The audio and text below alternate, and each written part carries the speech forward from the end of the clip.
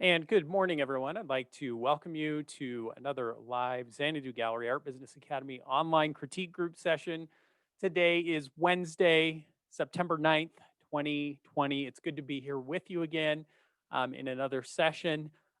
Just quickly, not a lot of announcements or any business to get through today, but do want to remind you that next Wednesday will be an open Ask Me Anything Q&A session. And so you should see later today that the form on the broadcast page switches over to the Q&A form, and you can input questions anytime between now and next Wednesday morning. But we'll look forward to seeing you in that session. But otherwise, I am looking forward to jumping into today's session.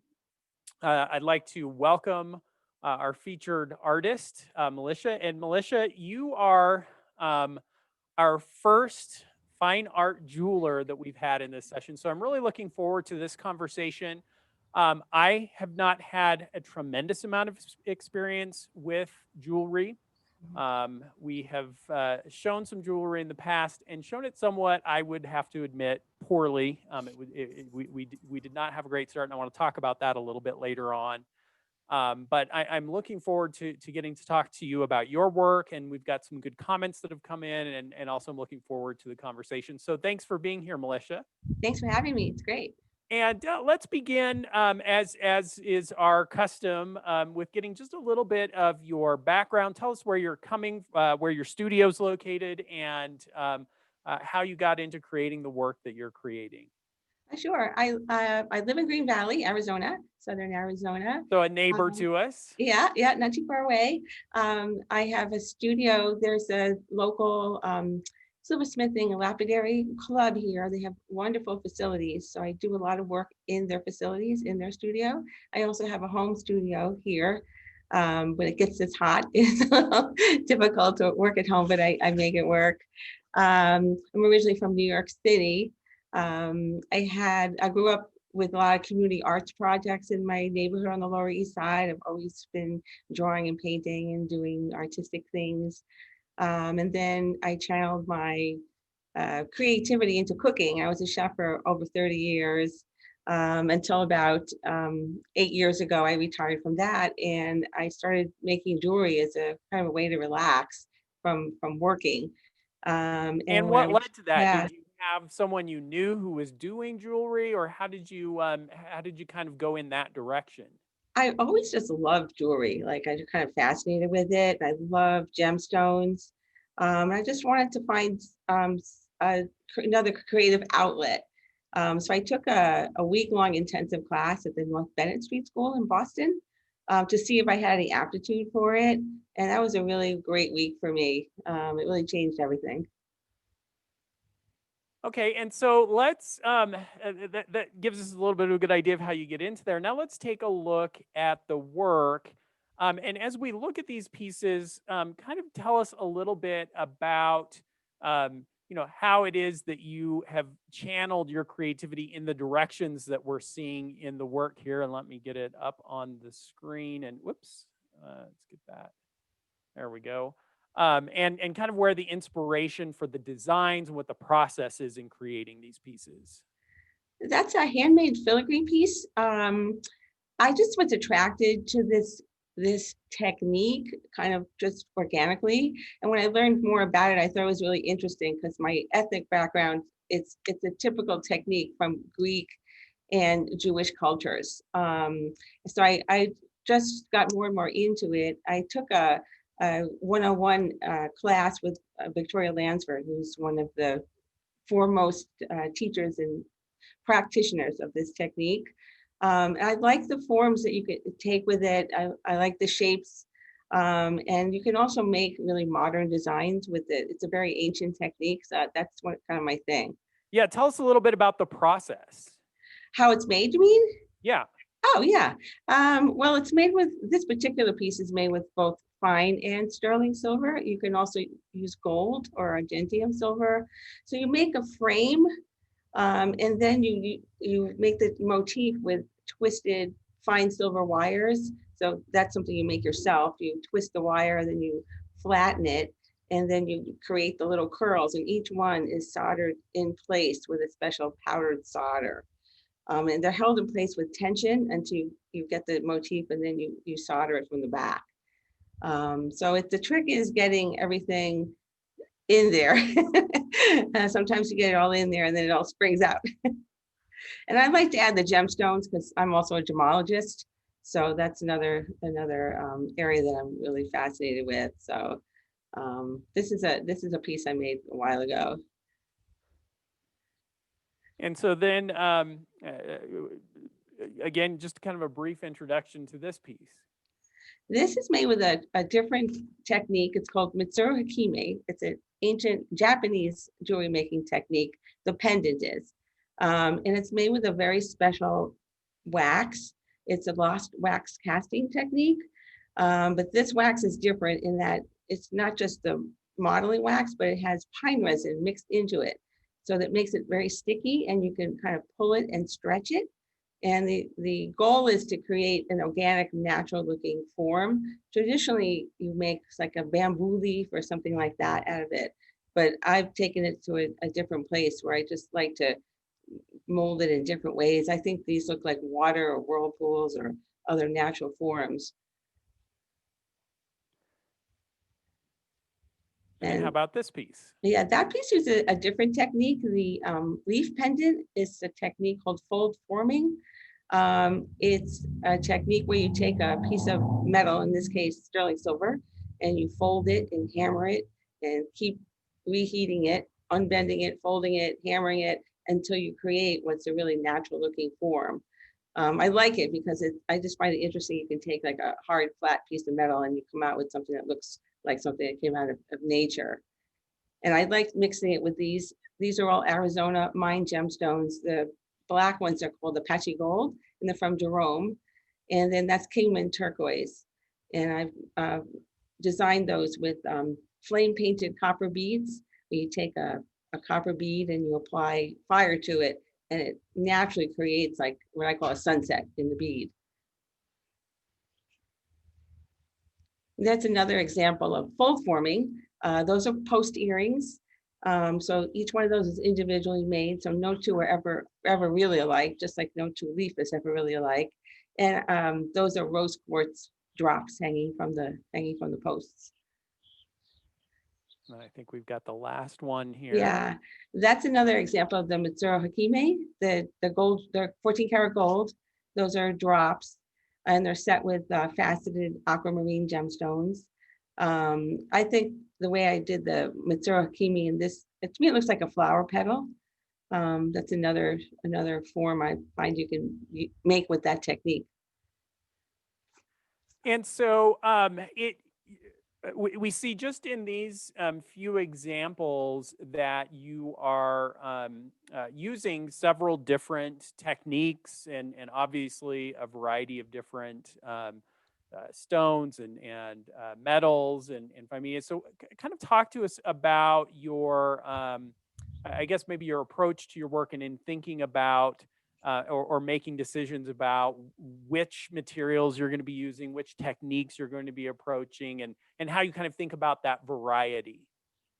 Yeah, it's kind of sometimes it's just mood, what I feel like making that day. Lately, I've been trying to be more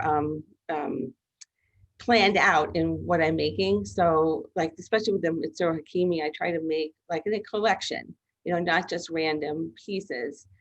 They show better that way, I think. And also it allows you to really use your creativity to expand it. Like if I come up with a form that I really like this particular form on the screen, I really like that. So I actually made a mold of that and reuse that one. So I have lots of different designs using that particular drop. And sometimes I just want them all to be unique. So I'll just take the wax and just make one after another. But they all kind of go together because the shapes relate to each other. The filigree is much more time consuming, and that you have to be in the right frame of mind, I find, to approach one of those because they're kind of like a meditation. You really have to focus on them, and I like that. you have to, you really zero in on it. And before you know it, a couple hours have gone by. And Yeah, these, and so, and I ask that question kind of yeah, leading us into a discussion that we always have, yeah, about consistency and kind of right. thinking about the larger body of work. And what I'd like to do is invite those of you who are in the panel or who are in attendance, to make some comments on what you see as far as the consistency of the work. Here, I know some of you also went over to Militia's website, and Yes. looked at the work there. And so I just like to start a discussion on what your impression is of, how is the work tied together?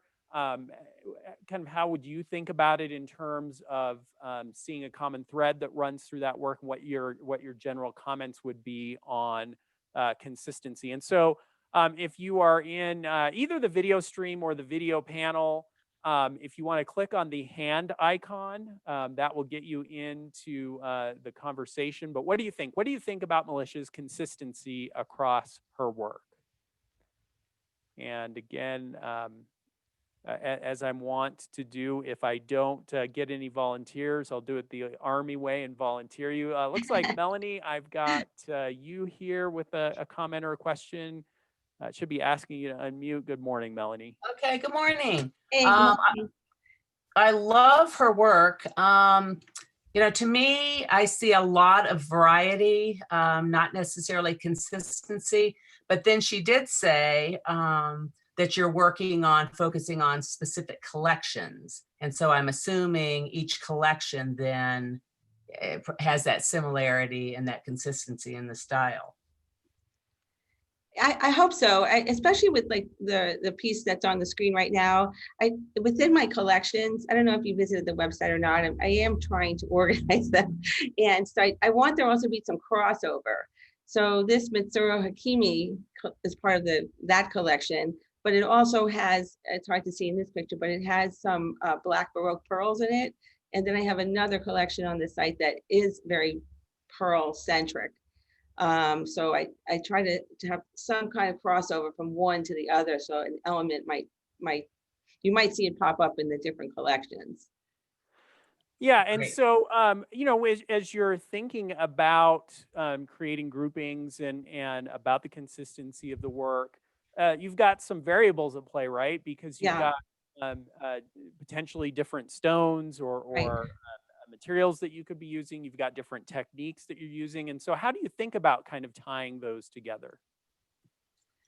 I try to, it's when I'm creating a piece, have a point of view from it, or like a mood or an emotion that you might get out of it, or might think about who might be wearing it. That's a big thing.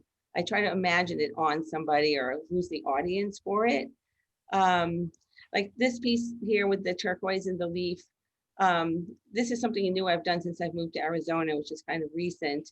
But the use of the fold form leaf is something I've been doing for years. So I brought that into it to try to tie it into some of the other works. Yeah. Okay. Good. And Elaine, I think I've got you here, maybe with a comment or a question. Should be asking you to unmute. Good morning, Elaine. Hi, can you hear me? Got you Yeah. loud and clear. Oh, good. I've been to a number of art shows, and there's one particular jewelry maker that her pieces definitely look like they all came from one person. Mhm. And she did it with a kind of like the pounding thing that you do with your leaf. But she did it with her rings, her earrings, and her necklace. Right. The other is I came across a jewelry maker with teeny tiny little stones down in Mexico and who was selling worldwide. And what she was doing to make the collection more uniform was having a tag attached or her Mhm. name attached Right. to every piece. And I know that years and years ago, I bought these angels for my mother's and uh, my mother and my sisters. And again, the name was of the artist was on it. And your work is so beautiful. I think it definitely lends a place to put your name. Yeah, that's a really good comment. Sometimes I do sign them and sometimes I don't. Sometimes it's sometimes they're small. I don't want to ruin the form of it by adding something. Certainly on chains, you can always add a signature tag, but on something like this, I've kind of at a loss of how to do that. Maybe just your initials might work. Yeah, I would have to do it. I would have to engrave it into the drop. And I'm really hesitant to like mar it, you know? Well, on the back, you Yeah, wouldn't where it's present, but or right, even on the back of the earring. right, Anyway, right, right. it's only a thought. I love your No, it's a work. good thought. I mean, and it's an important thing to brand your pieces as Right. well. Well, particularly when yours are so unique and you put so much work into them. Yeah, thank you. Yeah, and what about kind of this thought of, well, maybe let's start with your experience in showing the work. Where have you shown it, and kind of what is the process of people discovering and looking at the work and talking to you about it? What are they asking? Are they thinking in terms of necklace and earrings and groupings, or what? Just kind of tell us a little bit about that process of showing and selling the work. Yeah, showing, over the years, I've struggled a little bit with showing. I tried festivals, and this is when I was, years ago when I was more starting out and I wasn't as focused. And what I've learned is you have to be much more focused and not bring everything to the show. You have to Not have, so much the quote unquote shotgun effect. yeah, yeah, and I find less is definitely more, but then you need to have the variety too. So I think I'm at that place, and also positioning yourself in the right show in the right market. And I found that I need to be at higher end markets than I've been at. So that's kind of where I'm taking it next. Um, I find that when people are at a show like that, they're just kind of looking for something that strikes them. They're not necessarily going out looking for a bracelet or a pair of earrings sometimes, but not always. They just want something they like. So it's You know, more of an impulse buy. yeah, it's Typically. a lot of an impulse buy. Yeah, and I think also as well as doing the higher end shows, I'm more focused on galleries. That's my next step, because I think that's a better audience for me. Well, you've stepped right into my trap, Militia, because we were going to talk about that. Good We will work. talk about that. I see I've got Elizabeth. You might have a comment or a question. Should be asking you to unmute. Yeah. Morning. Do you hear me? Yep, gotcha. Good afternoon, you guys. And I apologize, I did not get to your website, so this question may be a little redundant and might have answered it for me. In terms of the consistency, do you, like say this gorgeous pendant here, do you make anything matching for it? Do you do earring, not exactly matching, but do you do earrings that would go with that? Or do you do a bracelet in order to have sets for people to choose from, to buy them all, or to pick one or the other? Yeah, I think that's a great question, Yeah. and kind of following up on that, how important is it to have those kinds of groupings? I do make what I call coordinating pieces Okay. for just about everything at this point. I do find that people don't want to buy sets anymore, but I think for showing, it looks really good to Mhm. have a unified display. But I think like if you go too far in that direction, people will say, "Oh, is this a set?" And I'll say, "No, no, no, and then they Right. kind of back away from it because they think they should Paying buy for it, your but they commitment don't and want they are. to. So that's kind of a pitfall. Yeah, because like I don't wear pendants as much as I do earrings, and so I see this and I thought, oh wow, I would love to have earrings of that Mitsuru pendant, Mitsuru Hikami Yes. pendant here. I would love to have, so Yeah. even though that's a bracelet, is that a bracelet? No, that's a necklace. Yeah. And so I would, my thought would be, wow, I wonder if she offers that They do in an indeed. earring, but not buy the whole set, but that's kind of how I think in terms of jewelry. No, that is it. I find if I'm making a form like this that people are responding to, I try to make more like that, Mhm. whether it's exactly matchy or similar. Right. Thanks. Yeah, thank you. And so, and let's hop over and just take a quick look. And let me, I want to make sure. Okay, good. I'm not.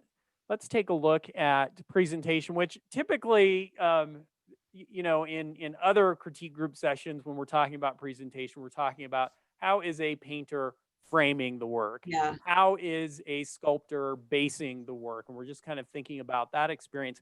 It's a little different with jewelry in some ways. The piece is kind of self-sustaining in that regard. But I think this brings up a kind of a good opportunity to think about the sales experience and how you present the work, and also about the promotion experience where you are showing images of the work on a website or on Facebook or even in a magazine ad. What's the right kind of photography? So let's talk about both of those things. And again, kind of stepping back to your experience at shows, what did you have to think, or what do you have to think about in terms of display? The cases, and then as we're seeing here, the stands, and how you're, showing the work to your potential collectors. Yeah, that's definitely an evolving situation. One thing I know is you have to raise it up. It has to be higher rather than have them look down on the table. I find that's better. So I have, table risers and so forth. And my husband's made me some very nice custom boards for display. Some of the pieces look good on black, especially the filigree. It shows much better on black than it does on white. For websites, they always say to have your main picture be with a bright white background. And I find that generally works. It makes for a very clean experience, except for some pieces, like I said, look so much better on black. And then as again for shows, I'm moving more into more organic looking displays. I think they go better with the type of jewelry I'm making. Yeah. So my husband's made me these displays that are kind of have almost a pickled barn wood look. And I think that's looking really nice. I think it should match what you're trying to sell, what the artwork is, on the same kind Yeah, of and mood. and Yeah. that kind of brings me back to my very limited, admittedly very limited experience showing jewelry, which we did a little experiment probably 5 or 6 years ago in our gallery in Scottsdale, and we got some standing cases, which were not the best. They were kind of tall and glass cases, and we had a hard time kind of drawing people's attention to them. Uh-huh. And the way they were, where you could kind of see all the way through, it was difficult to kind of Right. isolate the jewelry and let Right. people see it. And so we just did not quite. Maybe part of the problem was we just didn't fully commit to learning everything we needed to learn about showing jewelry. Yeah. It was a new area for us. Because we weren't showing it well, we weren't getting a lot of sales, and therefore it felt like we didn't have a lot of motivation. But Right. I do have experience visiting, galleries around the country, and especially when I'm traveling with Carrie, my wife. We're drawn to the attractive displays that they've done, and you can't help but start thinking, we could have done it better. We maybe should Yeah. think about doing it better, especially in our Pine Top gallery. Potentially, there would be some opportunities there where we have a lot of space available to us, Mhm. and a new audience, and so to based on that kind of not great experience we had, but also what I've seen others doing, it just seems to me that as you're talking about, Militia, that thinking about the environment and the display where the viewer is going to encounter the work, that it's going to have a huge impact on their reaction to their work and your ability to take them from being casually interested into making a purchase. Yeah. Yeah. I think when you're talking about a jewelry case, I look at it as like a whole unit, and just like a painting or something, it has to be composed. There has to be your eye has to flow in a certain way. There has to be, a composition. And then, like you said, if you have a clear back, it's very hard, like you said, to isolate looking at something. It's too busy, and Yeah. then if you're showing the jewelry, at that point you need to focus their attention on it. And that's why people, I don't know if you've noticed, but they usually bring out a tray, put the jewelry on the tray or on a pad. So you stop looking at everything else and you block the case. And then they just look at that one thing. Yeah. Yeah. And then kind of the second part of that then is, well, actually, I'm going to hold off on my second part of this because I've got a good comment from an email comment that came in that's going to address photography. So I'm going to wait to get to that. Okay. Just a couple of other quick images. And I'm assuming these are images that you might have used on your website Yeah. or promoting the work. Yeah. And so talk about kind of the considerations when it comes to photography and how those considerations are maybe a little different than display or how they're similar. Yeah. So as far as the website goes, you want to be able to show the jewelry in detail, but also in full. And one of the reasons I use those black necks that you had before is because it shows how it might look on. But something How like it this, will lay and how how it look around your neck and yeah, exactly, the drape of it and so forth. But this is like a close-up. I really wanted to show the texture in the leaf because it's the most interesting element of the piece, I think. And also you can see the inclusions in the turquoise, and like I want to be attractive but also honest about what I'm presenting. So I'll do like a product shot which just shows the piece, and then something like this is more in-depth and focus piece, and then maybe like an arty shot, and then maybe in my hand. I do that a lot to show the scale of it, and also it's kind of like the hand of the artist. And you're doing all the photography yourself. Yeah, I do it myself. Yeah. And so talk to us about the opportunities and challenges there where you've had to figure out lighting and kind of how to set up the shots. What has that been like? Yeah, photography takes more time sometimes than making the piece. It can be very difficult, but I think I've got a formula now. I think this looks pretty nice. The background is nice and bright. Everything's in focus. The colors are as they would be. Yeah, you just need a light box. I use my iPhone, and I use GIMP software to edit it after, and just cropping it in an interesting way is important. I don't worry too much about that when I'm taking the picture. I do it after the fact. Yeah, it's definitely most jewelry artists a challenge for them to do it correctly. And it looks like Patricia, I've got you with a comment or a question. Do you have you on the line, Patricia? Yes, can you hear me? Gotcha. All right. I've been worrying about this bracelet with the leaf on it. I love the necklace with the leaf on the middle, the presentation of the necklace. But this has worried me because I've worn bracelets with things on them that kind of dangerous. This is actually a necklace. It's a close-up of the other necklace. Oh, this is not a bracelet? Yeah, I agree with you. She's Okay, got I nothing worried to worry about about, it being a Patricia. bracelet. You can go ahead and order this piece and you'll be in good shape. No, I agree with you. You have to think about the wearability of something for sure. Yes. And it looks like I've got maybe another comment from Cassandra. The beads on my Facebook, and I have ordered a few of those from Piranha.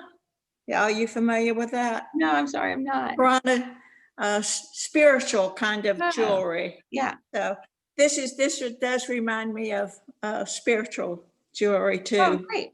But I'm glad this isn't a bracelet because I could see myself jabbing myself. Oh, yeah. Yeah, definitely. Thank you. And Your it's, work is beautiful. obviously, again, things that sculptors and painters are not thinking about as much. Right. What is the physical interaction with the piece that you're creating? Is it comfortable? Right. Is it wearable? And, Right. just kind of all these variables that we don't typically have to talk about or think about. All right. Thank And you. let me see, Cassandra, it should be asking you to unmute now. Good morning. Good morning. Can you hear me okay? Gotcha. Yeah. Looks like I got, yeah, Milicia, this is, I hope I'm pronouncing your name correctly, Close, but it's Swish. beautiful. Really, there's this Okay. gorgeous organic quality to your work. It's just so earthy. Okay. And you have this sort of juxtaposed qualities of fine jewelry next to the beautiful intricacies of nature. And I just see that you've sort of put those two together. And I think that's just really, really beautiful. It's my kind of jewelry. It's very earthy. I was just going to suggest, though, that, I mean, first of all, I do see consistency just because of the natural elements you bring into your work, even with the first piece. But as far as presentation, as a photographer, and I've been a photographer of jewelry before, I definitely can tell you I can relate to your challenges of what you're going through with lighting. With this sort of work, I really feel like, gosh, go for the background of the Sonoran Desert, you know, with that golden, that beautiful orangish golden color of earth behind that turquoise, something really contrasting that would just give it the complementary value. I also feel that your work is just that artisan quality that I see in Sundance magazine, like the catalog. Yeah. Pick up one of those catalogs and check Yeah, out how I they look do at the it. photography, right? Isn't that it's so inspiring? Anyways, that was just my thought. Was and really we're going to have showing it some off. other comments and suggestions about exactly what you're talking about, Cassandra, in terms of kind of thinking about photography and presentation. And in fact, we're going to get to those really quick. I do want to, before we do that though, just quickly talk about pricing and the value of the pieces. Talk to us a little bit then about how you're valuing the work. We're looking at a piece here that's at 500. What is kind of the approach to figuring out what the price point you're going to put on the work? Yeah, I think with jewelry pricing, it has a lot to do with the experience of the piece rather than what it costs you to make it. So I mean, obviously the raw ingredients have a lot to do with it. If you're using diamonds or other gemstones like that, you're definitely going to price it higher. But also the time involved to it, and if it's a one-of-a-kind piece, just where you want to be, the kind of customer you want to attract. Like, I've heard many stories over the years. Jewelry artists usually start off underpricing themselves and not doing very well, and as soon as they raise their prices, they start to sell more work. Yes, So and being this more is a bold about common pricing. refrain in our sessions here is this question of, finding that right price point. Yeah. And I love what you just said, that I think sometimes we handicap ourselves, no matter what our medium is, by thinking too small when it comes to the values and the pricing. And Right. as I've mentioned before, kind of thinking with our own pocketbook instead Exactly. of Yes. collector's pocketbook. And that and of course we say that, and then you say, okay, well, so should I raise this $299 piece to $2,999 or $29,000? It's great to say that, but we kind of got to then think about it. And so I guess the other question is, as you look at kind of the competitive landscape and other jewelry options that your potential buyers have, how does that influence how you're valuing the work? It definitely influences me. I'm not going to say who or what, but sometimes I look at very popular brands and I'm like astounded what they're charging, because I know how easy something might be to make. I know what things will cost. So that makes me a little especially bolder. if they're producing them at a mass production kind of scale, right? Right. And I know that certain things carry a value that's not necessarily related to how much they cost me. Like, frankly, a diamond or a pearls or something. I mean, they give the piece more luxury, perceived luxury, so I can just charge more for that. And I do want to have a range of prices. I don't want to be priced out of, certain markets, but it has to be, I want it to be at a certain level, so it has to be at a certain price. Yeah. Well, Yeah. yeah, and what about this question of how much time you have going into the pieces? Yeah. If you're thinking about time and materials, do you feel like you have at this point a fairly decent margin between those and the sale price? Yeah, I think I'm in a good place. The filigree pieces, like I said, are more time consuming, and so I definitely charge more for them. And I can justify that sometimes by like I add a little gemstone to it, like the ruby, you know, and that puts it in a whole nother category when you do something like that. If it's a one of a kind handmade, like these earrings are one of a kind handmade, so they're going to be a little more expensive. I have a collection of those Mitsuru Hakimi drops in sterling silver. They're really fun to wear. They're a great accent to an outfit, but they're not time consuming or expensive. So I'll do those less, like maybe $100 or something like that. But gold, obviously, gold and gemstones, it's always going to be more, and that's expected. Yeah. Okay, good. I've got, I think, a few comments and questions maybe about pricing. Carol, should be asking you to unmute. Yep, I'm here. Good morning, Carol. Good Morning. morning. Love your work, just beautiful, all of it. And I've been going back and forth through your website. And so my only comments are from the point of view as a buyer searching your website. Yeah. A couple of quick ones. One would be that it would be useful, I want for me, I don't know if others, if I could do a sort and just pull up all earrings. Thank you for bringing that up. I've noticed that myself, that's not included. It's on my list of things to ask the website developer to fix. Thank Okay. you. And then Yeah. the other thing that I also was looking at, particularly, I zoomed in on one of the necklaces, Mhm. and it just so happens that all of the shots of this necklaces are close-ups, and nowhere in the description does it give me what the length of the necklace is. Oh my, that's definitely an oversight. Yeah, that would be an important thing for me. So I think that, Yeah. if you have a little checklist for each item, that it includes Right. either a full shot or at least has those, that data. And that may also be a search item that I maybe want to look at 18 Sure. necklaces. Oh, okay. What Yeah. did you think of the pricing? Oh, I'm fine with the pricing. I think everything's amazingly well priced for the quality that you're offering. Do you And have- Yeah. go And ahead. Militia, what about, are you seeing online sales? Are you getting traffic through the website, and is it generating purchases? That's a fairly new website, and so I'm in the process of driving the traffic there. I have made a couple of sales from that website. This is all brand new collections and right before COVID. So it's kind of a little slower taking off than I was hoping. Well, and I would, and again, I'm not speaking from experience here, and it's something I'm hoping that we're able to begin having some experience and experimenting with. But I would also suspect that your work and price points would be a prime opportunity to do social media marketing, Uh-huh. Facebook especially, and Yeah. Instagram. That from what we've sold and the price points that we've sold through social media, it seems like what you're doing, because it is that kind of impulse thing, exposing it to new people, and inviting them to see it on Facebook, and then maybe get over to your website. And if you could facilitate that process and make the purchasing experience pretty easy, I would think that there would be some real opportunities to generate sales through social media. Like Facebook ads or sponsored posts.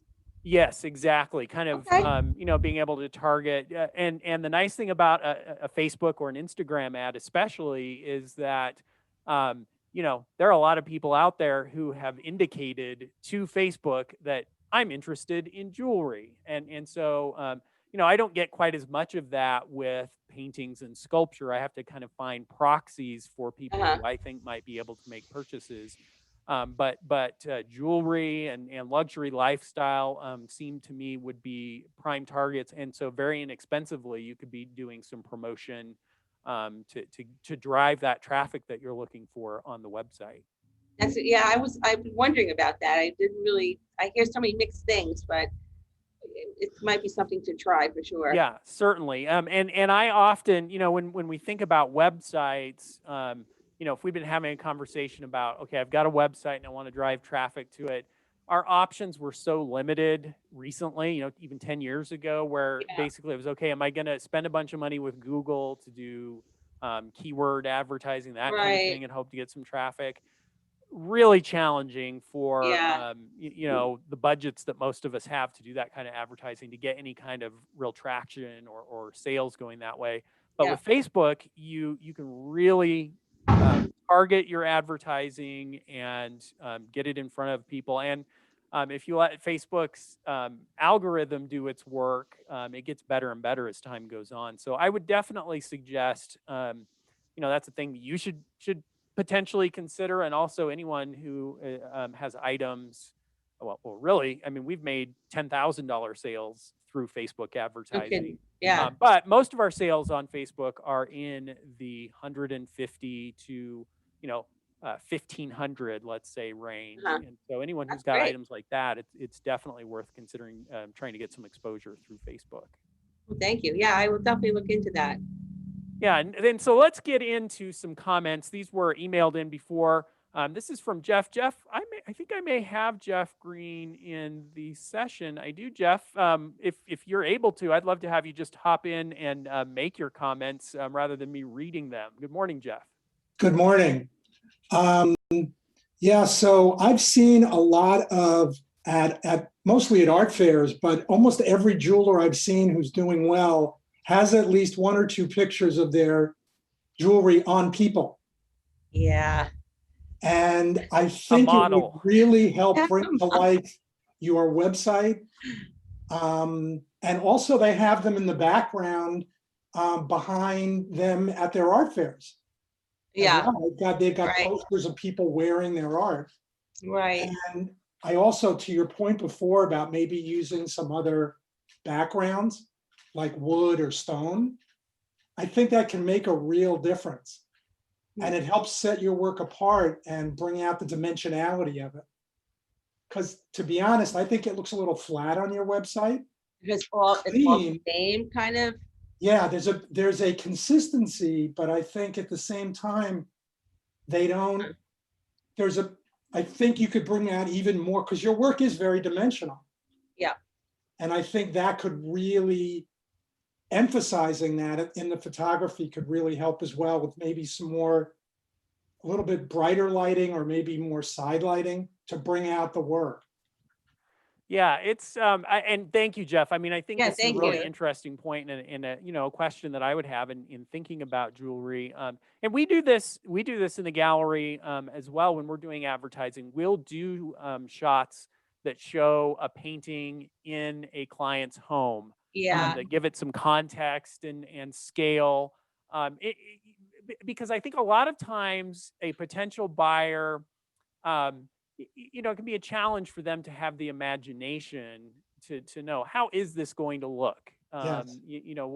And then obviously I would think with jewelry too, and particularly to this point that Jeff mentions of showing it on a model, there can be this sense of, boy, that model looks great and the jewelry looks great on the model. I'm going to look like that. And, even though obviously we're all different, giving that vision, I would agree with Jeff, I think could be a very powerful tool for, again, converting from a casual interest, oh, that's pretty, to, boy, that's stunning. And I would like to possess it and be able to have that kind of effect. I totally agree with the model comment. I don't have one. Well, yeah, and that's harder. That's a photographing a model is Yeah. a completely different That's very proposition different, sure. than Yeah. getting a light box and handling those things. Now there are a lot more variables involved, and it may make sense to have a few kind of hero model shots to actually have a professional photographer get involved. Yeah. It's an investment, Yes. obviously, but potentially worth being able to have that shot, even if it's not pieces that are obviously they're going to sell, but you could continue to use that photo to show the concept of the Right. Right. That's true. Because a lot of my pieces are one of a kind. So I can't really do that with every single piece financially. I've also heard people they're under the impression when they buy a piece of jewelry that no one's ever put it on before. And some people get really weirded out by seeing that. Even though I used to work in a big box store, jewelry store in a mall, and everyone tries everything on all the time. By the time you bought it, it's probably been tried on many times and cleaned, obviously. But it's a funny perception thing. But I think some lifestyle modeling. Yes, pictures would be exactly. meaningful. Yeah. Yeah, absolutely. Karen, I think you've got a comment. Let's see if we get you on, Karen, and then I've got a couple of other. Morning, Karen. Oh, do I have you? Should be asking to unmute. And maybe not. Oh, there we go. I've got you, Karen. Lost you. There we go. Oh, I don't maybe. remember requesting to say anything, but I think these are all great ideas to show the background, like the Arizona background and the Okay. model wearing that. I just want to confirm that. And yeah, Okay. your work's beautiful. Appreciate it. Yeah. Excellent. Thank you. Yeah, and just another couple of quick. We're out of time. Militia, I'm going to forward you a couple of the emails that came in because I did get some very detailed suggestions. That'd be great. We're going to kind of close on this one, but Kate says, just so you know, I'm a retired jeweler, both of my own designs and in the glass box in the jewelry store in the mall. Excuse me. She says, great craftsmanship on your work. The bezels and the aquamarines are excellent. Looked at your website, saw different collections. But with the 3 different styles going on, your overall look work loses some consistency. You want people to be able to recognize your work, and it's most likely going to be the Mitsuru Hikimi work first and the forged leaves second.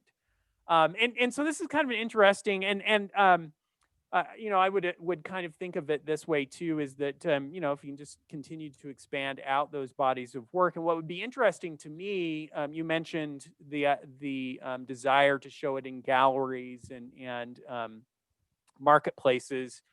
It would be interesting to see how those galleries respond to the different bodies of work. Are they going to be interested in showing a variety of the different styles, or are they going to want to really focus in on one or the other, and how you can kind of play to that, what you need to be thinking of in terms of production, once you're showing in those venues. Right. Are the galleries going to want to be able to replace work as it sells with fairly similar work, and that dynamic, and so and I guess we'll kind of close on this question, Militia. What do you think about in terms of Sorry, moving. kind of the production scale, and how much of an individual piece would you want to create? Let's say that one particular style really took off. Is it important to you to really keep that independence and be able to experiment and do a bunch of different things? Or would you see the possibility of kind of ramping up and getting into a little bit more of a production model? I think both. Like, especially with the Mitsuru Hakimi, sometimes I just create one form and I really just like it. And so I will make a mold of that and reproduce that and make different designs with it. But I also like the idea of some of them being one of a kind. And there's a lead time with all of that because it has to be cast and so forth. It's not a real quick process. So there's a lot of advanced planning as far as that goes. But I especially on like say a gallery level where people are coming in for art, I don't think they necessarily want a mass produced type thing.